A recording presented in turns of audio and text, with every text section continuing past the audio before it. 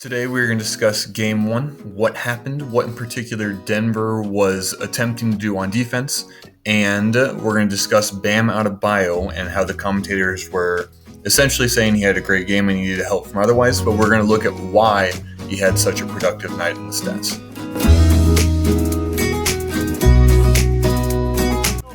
Bam Adebayo is being aggressive and scoring the ball. Adebayo fakes, continues his aggressive offensive night, packs it on. He's got 20 points in 20 minutes.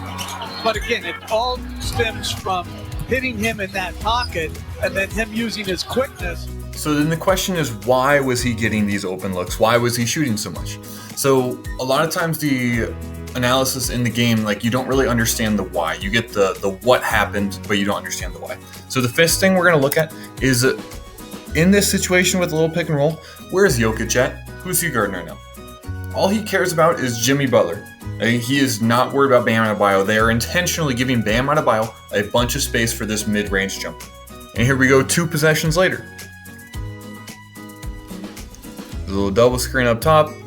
They care about the ball up top. They're allowing Bam Adebayo to get deep into the paint and play one-on-one with Jokic. They're okay with that.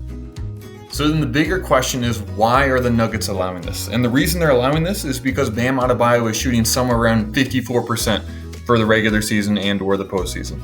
This is a percentage that the Nuggets are okay with allowing.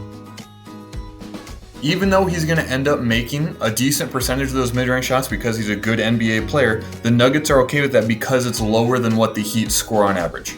So even though they are technically allowing these open shots, allowing these open opportunities, because the Heat normally score about 1.16 points per possession, and Bam by himself shooting is only going to score like 1.04, that is a win for the Nuggets. Then keeping with the first quarter here, that's why it's important to acknowledge, like, there's a trade-off. Like, even though Bam is getting those open looks, you're passing something else up for that opportunity. So compare those open looks that Bam was just getting to these looks that Denver got in the first quarter. So first off, this is a wide open 3 by Jamal Murray.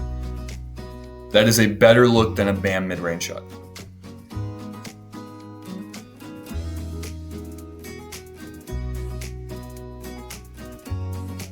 This is an open corner 3. And even though they missed both of those shots right there, those are both great looks for Denver. And then maybe that's one thing I should be more careful of, is when I say great looks for Denver, what exactly does that mean?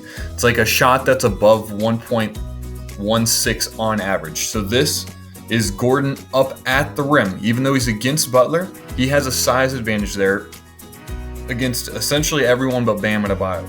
And so essentially what we have to consider in these possessions is who's getting the higher percent chance of scoring. So Gordon, in these situations, down low against a mismatch, is going to score them a higher frequency than Bam Adebayo shooting a mid-range jumper, which is why Denver's okay with that. So then the question is, so Paul, this seems odd. Bam's one of their best offensive players. Are you advocating that he isn't involved in the plays? And actually, no. I'm advocating that I think he should be involved probably even more. So one of the things the Heat did in the third quarter that led to a lot of great open looks is they involved Jokic in these pick and rolls with a shooter up top so that Jokic needs to come out.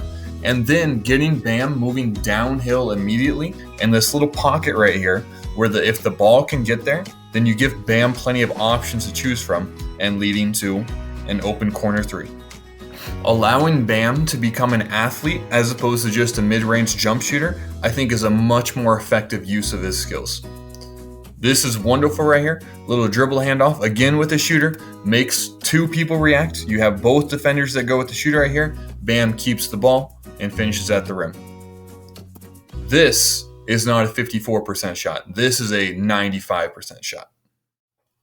So in game 1, we saw that Denver's allowing Bam Adebayo to shoot mid-range jumpers essentially because they think they can outscore what his frequency of making those are.